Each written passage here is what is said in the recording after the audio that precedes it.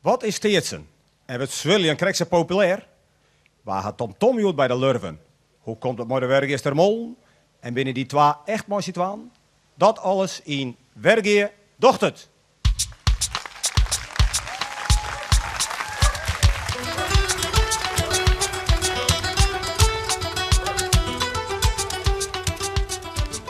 Maar eerst, ik ben een beetje rappig. Cor, wat heeft hij verder? Nou, ik ga je toch wel een heel uitzonderlijk verhaal in verder.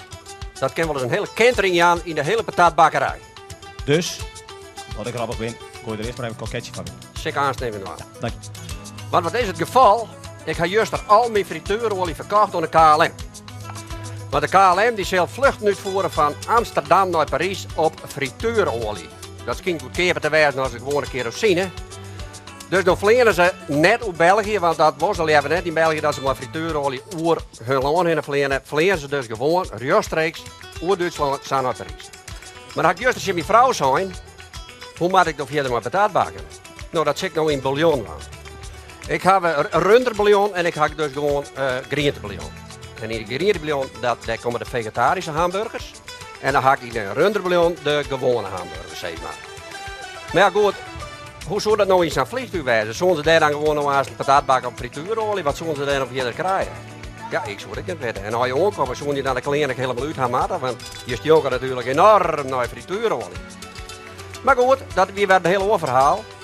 En ja, ze moeten dus wel voorzichtig wijzen met die frituurolie. Want je kan net samen zeggen van nou, daar gooien we samen even wat in. Maar bouillon, ik weet het niet. Aan tafel, Wietse Veenstra, betinker van de Teersport. En Bert Sinema, die altijd nog actief is van KV, het Keersvereniging Het Oosten. Heren, welkom. Om maar uit te beginnen, Wietse, wat is teertsen? Ja, die vraag die krijgen we heel vaak uiteraard. Nou, teertsen is gewoon keertsen, maar een tennisracket. Hier. Een echt tennisracket en een aanpaste bal, zou je hem zeggen. Juist. De gewone stuiterbal. En dat heeft een reden, neem ik aan. Dat had inderdaad een reden, Hendrik, want dat kan je wel begrijpen. Een keersbal die slaan je samen 100 meter 4. Ja. En deze bal, daar mag je toch nou echt een beetje goed in aanslaan, wil je hem nou een beetje 4 krijgen. Dus dat is het hele verschil. Oké, maar ik kan me voorstellen dat zo'n bal ik wel aardig 4 gaan zal, maar daar komen we straks even op. Want Bert Sinema, actief altijd in de keersport West en ik van de vereniging Keertsen KV Het Oosten altijd echt warmer. Wat vies je ervan dat de teertsen zich in het werk ontwikkeld had? Nou, uiteindelijk vind ik het jammer. Het is gewoon een beetje slap uitrekst van keertsen.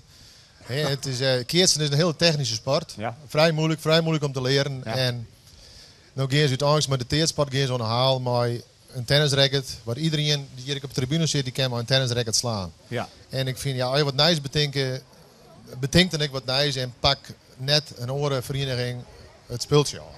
Dus Wietse Veenstra, het is een slap uittreksel van het keertsen. Nou, daar ben ik het dus absoluut net mee eens. Want als het speeltje speelt, dan mag je echt nog heel goed in bij zijn om een bal via voor te slaan. Het is echt net een slap aftreksel, wat is man je zei, van het keertsen. Maar het had in de praktijk al lang blijken en dat de mensen het een schitterende mooie sport vinden. En dat het zich zou ontwikkelen zo, ja, dat hier ik natuurlijk ook nooit bedenken kan. Maar ja, wij doen het nou dit hier al voor de 18e keer. En kan je wel begrijpen, dan had het niks worden weer, of net een leuk speeltje was, dat hier dat natuurlijk nooit zo lang bestaan. Bert Sinema, het wordt in een Protterdwarpen volgens mij al spelen. Hoe sjost u dat als keersliefhebber, Tjinong, dat een soort olievlek gebeurt met de teertsen en met de teertsport? Nou, we zeggen dus hier in Wergen al. En de Oortwarpen zal dat dan ik denk ik, als het eigenlijk nog uitbreidt. Dat wij als keertjes in Wergen natuurlijk per jaar nou volle minder keertswedstrijden krijgen. Omdat de teertsen er tussen komen is. Er binnen een aantal weekenden ben beschikbaar in de simmer. Want wij zijn een simmersport en de teertsen dus nou ook. Dus ja, je kan net beide tegelijk. Nee. Dus het gaat ten koste van de aantal keertswedstrijden in Wergen. Ja, ik zag Wietse ook een beetje scotje met de hol. Ja. Zo Wietse. Daar ben ik het wel net mee eens. Want uiteindelijk, waarom heb ik dat teertsen betocht? Ja, ik had het nog niet helemaal in het betoog, maar laten we nog maar even zeggen, ik had de eerste onzet voor doen. Maar dat kwam omdat ik zelf toen uit het Keertse Wijk kwam, ik hier tol weer in het bestuur zitten. En wij zeggen dus het aantal deelnemers op Keertswedstrijden, zeggen wij dus aannemen. En dan moet er wat gebeuren. Wij wonen de meeste weer naar het veld te loeken en wij hier nachtkeertsen gaan niet werken, we hier strijdenkeertsen gaan niet werken. En toen zeg ik een mogelijkheid om mij een racket te keertsen. Nou, en dus Bert, ik begreep dus dat het keertsen een beetje op een leeg temperatuur is die in werken. Nou, dat wie inderdaad, daar maakt Wietse dan wel een gelijk aan. Maar Teertsen had er net te hopen dat er nog meer werk is, dus keertsen in. Nee. Dus wat dat betreft had het net hopen. Natuurlijk, ze had per jaar 2 wedstrijden in werken, de werkgeverskampioenschap en de vrouwenkampioenschappen. En er komt inderdaad een protovolk op ouwe.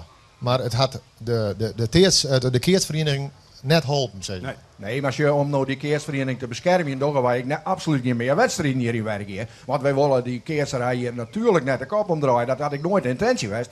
Mijn intentie had geweest om deze commissie, wij gaan een commissie die dit organiseert, dat die commissie onder auspicie van de Keertsclub deze wedstrijden organiseren zou. Dan hier de Keertsclub er ik een beetje profiet van had, maar ze woonden toen even net in Mooigeer. Misschien komt het nog, maar toen lukte dat net. Dat zou je inderdaad nog kennen, vanzelfs, want je kan het afverstedelijken. Bert Sinema, wanneer is de eerste wichtige keerspartij in Wergeer werd rondom een deelnemer worden kennen? Dat is de Merkensnijn. 7 augustus, 10 uur is vrije formatie, eerste klas keertsen. Oké, en Wietse, wanneer is het Teertsen? Nou ja, het grote weekend voor u, dat is de vrouwenkampioenschappen. Die hebben 16 en 17 juli, dus dat is al vlakbij straks. Dat is al heel gauw. En mensen die zich op willen, www.teertsen.nl. En dat is een mooie afsluiting. Ik heb nog even een vraag aan Bert Sinema. Wat vies je van het zwillen? Maar dat is weer eens zoals. Ja, het zwillen, dat is nou een uitvinding. Dat is een unieke sport. Ik betacht in Wergeer, maar hele eigen spelregels, nergens waaien, helemaal zelf betacht. Ik vind het zelf een heel ingewikkeld speeltje, maar het is gewoon fantastisch betacht. We zullen het eens even jaren. Heren, dankjewel. Ik neem graag de microfoon even. Want wij gaan verder aan tafel. Hier staat Hans Sinema. Die wordt vanzelf even wat lood had. Want Hans Sinema, du bist de betinker van het zwirlen. Inderdaad, ik ben de betinker van het zwirlen. En wat is het zwirlen? Nou, ik heb 2 weken voetbald. Ik heb heel vaak naar het keersen zitten zien. Ik heb zelfs een keer teerst. Ik snap er geen bal van. Nee. Hier, echt niet. Dus ik denk, ik betink een sport die iedereen dwang kan. Ja. En die is makkelijk te begrijpen is. Oké. Dus toen heeft een naar je sport betocht. En ik heb me vertellen dat ik nog met die een vereniging oprichten haast. Ja. Ik zwirrelt u mee. Inderdaad. Van jong en oud. En van jong en oud, zoals het ook? Ja, van jong en oud. Het is een vrij dynamische sport, maar op elke leeftijd kan je het ook spelen. Oké, en als we dan even naar die sport gaan, ik zie hier maar die mooi, ik zie hier een heel team hier hoe de stritten gaan. Ja. Hoe zit het, hoe ontwikkelt zich die sport zich? Nou, zeg ik al zo, van bepaalde sporten snap ik net, balsporten vooral net, dus ik broek een sec. Ja. Dus als je nou jong bent, of oud bent, dat maakt het niks uit, je kan altijd dezelfde sec omgooien. Een sec? Een sec, inderdaad. De kleur maakt het niks uit. Nee. Als je maar zwart is. Oké. Ja, inderdaad. Ja. En ze hebben nog verschillende spelregels hebben er nog omheen. Dus ik geef wat lezen hoe je aan. Ja. Dat degene die begint te gooien, die mag verder gooien als de tweede in de derde spul. Oké, en dat is wel duidelijk, denk ik. Nou zie je een blauw team en een oranje team. Zit daar eigenlijk verschil tussen? Nou, er zit zelf hier verschil tussen. We hebben al die teams van 2 of 3 spelers. Dat moet ik gewoon zo. En daarbij hebben we een scheidsrechter die democratisch kozen is door beide teams. Oké, dat is netjes. Hartstikke netjes. Ja. En wat kun je meer over spelregels vertellen? Nou, het is zo van als een worp naar links gejocht wordt, dan doe ik de rechter bij je maar in. Tenzij die reed is. Ja. Want dan begint de linkerkant als die geel is. En dat lijkt mij een beetje ingewikkeld, maar... Nee, dat valt op zich wel best mooi. Okay. En als er geen gele bier is, dan hebben we een time-out. Oké. Als men de zwirrel te heeg gooit en hij valt hier in het vakdeel, dan is er 1 strafpunt. Tenzij hij in het strafpuntenvlak valt, dan heeft het zijn partij 2 strafpunten. Oké, en bij hoeveel punten kan je winnen? Nou, dat moet je zelf weten. Als je nog dan tel je bij elkaar op en dan zeg je van nou. Dan heb je gewonnen. Een democratische sport, meestal. Een democratische sport is het zwillen. En ik denk dat ik op www.wergeer.com dat je de sport volgen kennen.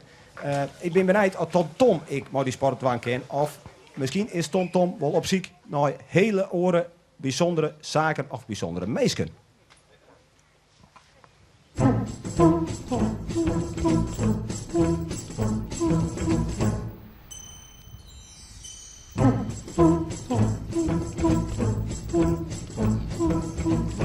We zijn aan de randen van de Lietse Mar.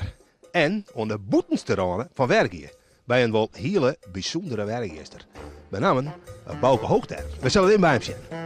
Goh, Bouke, wat ben je hier prachtig, jong. Ja, prachtig, hè? Waar ben je hier precies? In Wergeer. Oh, daar wil je Wergeer. Ja. En toen ben je hier om dan alleen nog, Bouke. Ja. Is dat net wat in je, jong? Ja, ergens wel. Ja. Ja. Maar altijd wennen hier. Ja. Hij is de merkencommissie, hè? Ja, die Erik. Ja, wanneer ben je hier dan? 4 weken van de merken, hoe komen ze hier? En wat doen ze hier dan? Nou ja, speeltje, maatje en nooit zitten. Is dit onderdeel merkencommissie? Ja, dit hier, hè? Ja, je zit zo aan die tafel. Nou ja, in de keuken gaan ze des dingen. Keuken, maar... Ze hebben eigen keuken. We werden die keuken. Ja, die derde. Zullen we zien? Wie is dit? Wico, hè? Wico? Ja. Wico, van de Wico's. Wico van de Wico's. Oh, ik zal de klomp Mick even nu doen. Dat best al een stukje naar je vlierbedekking tafel, net Bouke? Ja, dat ben ik al op tafel. Maar, Best altijd alleen west. Had je nooit een vrouw bij die west bij wie je verspreken? nee, nooit. Ik nooit verliefd west, of zo? Nou, verliefd, dat ken wel, maar... maar dat hoor ik wel, hè? Toen ben ik je helemaal alleen, maar in een vrij groot huis, of net? Ja. Allemachtig, al je mooie lambriseringen. Oh, dit is de opkamer zeker. Je zuster praten? Ja. Nou, we zullen even verder zien. Hier is alles nog heel authentiek, dacht ik, of net, Bouke? Ja, dit al hier wel, ja. Met oude elementen zit hier al nog in. Ja. En wat ben dit dan? Ben dit bedsteden? Mag ik hem hier op doen? Ja, hij zit er al zo in, hè, maar... Oké, maar het ben bedsteden. Ja, zitten...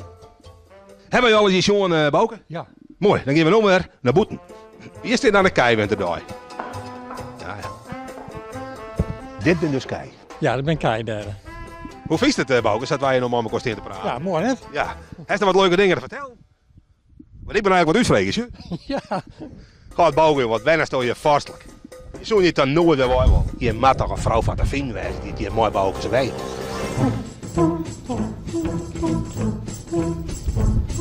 Zo is het, man, hè? Aan tafel die twee. En inderdaad, ze zijn Mosje Twaan. Jacob en Krijn Dijkstra. Ha, goeie. Ik heb wel zien dat je in Brorden binnen. Oh, is dat zo? Gin. Duidelijk. Ja, dat Al is, wist het. het straalt raar, hè? Nee, dat is een heel groot misverstand. Toch wel. Daar hebben we heel vaak met me confronteren, maar Oké. we zijn absoluut geen enkele vorm familie van elkaar. Dus bij deze is dat uit de wereld. Gewoon wel Dijkstra, maar verder geen relatie. Verder niks. Nee, Juist. iets in. Het is het mooi gang van nevens mij. 2008, toen is het een beetje begonnen. Kan je daar wat over vertellen? Nou, wij hielden al wat aangeschreven nummers op een plank lezen. Oké. En daar trainen we ook al wel wat mee op. Maar net een hele protte. Totdat steeds maar per toeval wat ontdekt waren. Juist. En ja, toen ben we uitgenodigd in de studio om dat eens op te nemen. Ja. En te zien wat dat dwars hoe. Oké. En dat wie als Tom maar bij me wist, dat wie het eerste nummer. Ja. En ja, dat sloeg heel erg aan. Oké. Dus vanuit daar hebben we ja, langzaam terugbouwd. Oké. En wat doet het, Jacob, mooi je lippen, zeg maar? Want ik neem aan dat het er langzaam insloept. Inderdaad, nou, in het begin komt het al wel heel bot hoe je hinnen. En dan is het ik vooral afwachten wat er gebeurt. En langzaam maar zeker begin ik wat onder de situatie te wennen. En dan vindt het al je sympaat wel wat. En dan is het uiteindelijk hartstikke leuk. Ja. En het bijzondere is dat Wennes die werken hier. Dus, Ja, eigenlijk kunnen we wel zeggen, sinds we in werken weer niet, Ja. is het alweer het beter worden. Nou, dat moet dan even duidelijk wezen, meisken. Want het moet duidelijk wezen, werk is net samen dorp waar er komen. Een dorp, want daar komen toch wel aardig wat bekende Friese bands. Ze komen zijn erbij. wel eens een beetje het Frieske Volendam. Nou, hier. En dat hebben we zelf net zijn, dat we het je er ook rein zijn. Ja, nog net een nummer 1 hit, nevens mij. Nog geen nummer 1 hit, wel een nummer 2 hit in de Frieske top 100. Dus daar ben ik wel heel trots op dit hier. En voor de rest, ja... Oh ja, dat zou het wel. Maar we hebben wel maar nummer 1 hit de 3 Friese provincies ben we wel in je van West. Oké. Dus dat is ik, ja. Ja. En wat is in doelstelling? De mega top 100, hè, maar dat is dan de top hitlijst waar vaak wel naar jongen wordt. Kunnen we daar haast een nummer 1 hit verwachten? Nou, als we dat verwachten kunnen, weet ik net. Maar uw doelstelling is in ieder geval van hoe volle hitlijsten dat er binnen. Wij vinden het belangrijkste dat de meesten uw muziek leuk vinden. Dat we lekker optreden kunnen en dat we de lol in hebben. Oké. Dus daar gaan we voor. En je bent waar mooi de opnames van een nieuwe cd? Klopt, ja. Oké. Je hebben alle nieuwe nummer, heb ik begrepen. Klopt, hè? Ja. En die GMA's hier even te bedden brengen. Ja. Hoe heet dat nummer? Dat heet Eegcontact.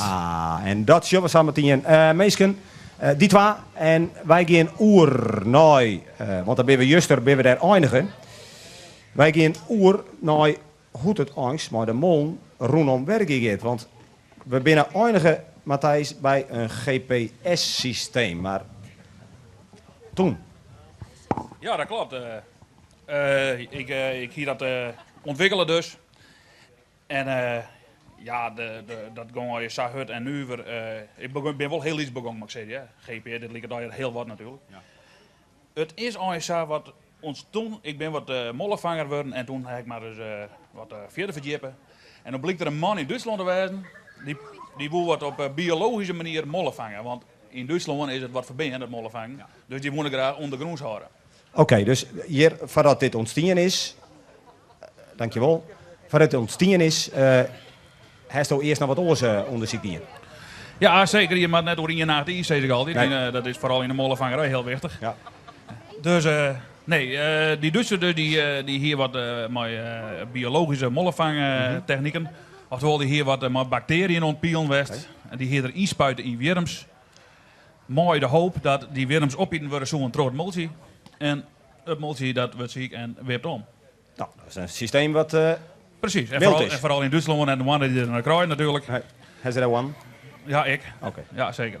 Het wil alleen wel vrij sneu dat, dat die wurms zich teruggraven naar de buren, zeg maar zeggen. Ja. En in het touwgeeplantage komen. En, oh god. Maar alle gevolgen van die. Dus. Ik weet net dat we dit nou de jif tellen moeten, maar naartoe. Nee, maar in Duitsland is het dan, hè?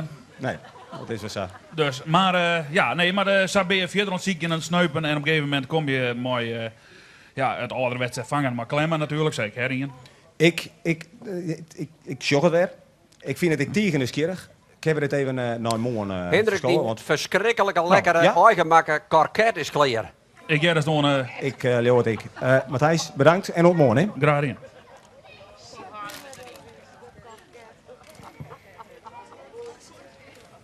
Maar voordat ik om in een lekkere karket begin, natuurlijk even naar morgen. Want wat...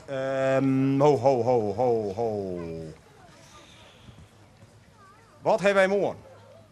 Wij hebben morgen een filosofische veehouder. Dus merkencommissie Liberty Extra Celibaat. We hebben Tom natuurlijk weer op paard. We hebben Wijmer van der Werf. We hebben het vanzelfs door de mol. En de filmsterren in Merken Blues. Maar we gaan nu naar die twee.